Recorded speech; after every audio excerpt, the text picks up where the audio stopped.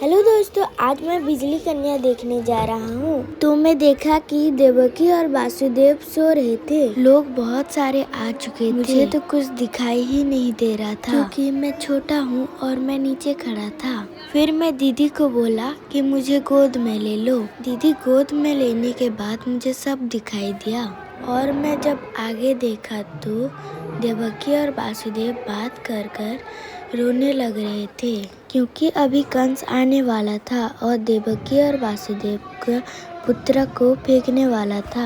यह देवकी और वासुदेव के 8वें संतान थे और कंस ने 7 संतानों को फेंक चुका था। इसी कारण से देवकी और वासुदेव डरे हुए थे और इसी कारण से देवकी और वासुदेव रो रहे थे। फिर कंस और उनके सेना आ चुके थे और पूजा विधि करने लगे।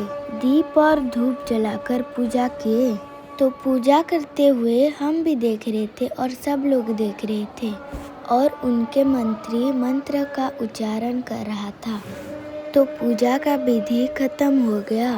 वो दोनों उठने लगे और उठने के बाद बात किए कि चलो हम दोनों देवकी और वासुदेव के पुत्र को लेने चलते हैं। देखते देखते उन्हें धमकाने लगे और बोले कि वो बच्चा को मुझे दे दो।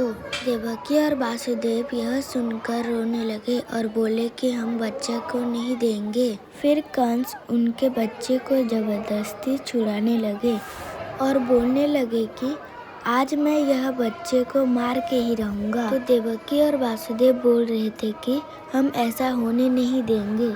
तो कंस ने देवकी से जबरदस्ती छुड़ा कर ले आया। तो कंस हंसने लगा और बोला कि मैं आज इस बच्चे को मार दूंगा। तो ये सुनकर देवकी और वासुदेव बहुत रो रहे थे। तो कंस ने उस बच्चे को आग में फेंक दिया। तो बच्चे को फेंकते ही ऊपर से आवाज आने लगा।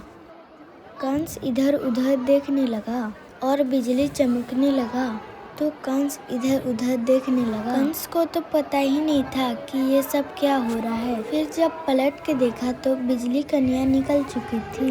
तभी बिजली कन्या ने बोली, हे दुष्ट, तू जिसे मारना चाहता है वो मैं नहीं हूँ। वो तो कब से गोपपुर चला गया है। ये विधि पर लिखा है कि तू कृष्णा के हाथ से मरेगा। तो कंस डरने लगा और बोला, ये सब क्या हो रहा है? तेरा अंत जल्द ही होने वाला है और तू कृष्णा के हाथ से ही मरेगा। ये सब देखकर मुझे तो बहुत अच्छा लग रहा था और मैं ये फर्स्ट टाइम देख रहा था। मेरा आँख तो एक पल भी इधर उधर नहीं हुआ और मैं ध्यान लगाकर देख रहा था और भीड़ तो बहुत सारा था।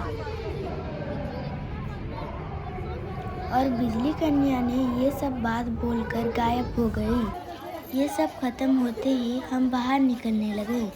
मैं और मेरी दीदी घर जाने लगे। Thank you for watching.